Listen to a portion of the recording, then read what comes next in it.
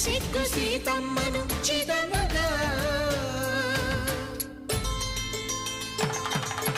కౌశికుడే కరుసైన చేయగా జనకుడు మామై కాళ్ళు కడగగా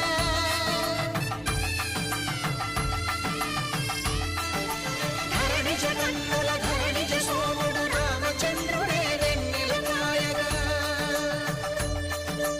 బోయను కవిగా కపిని దూతగా చేసిన ప్రేమల కథానాయకుడు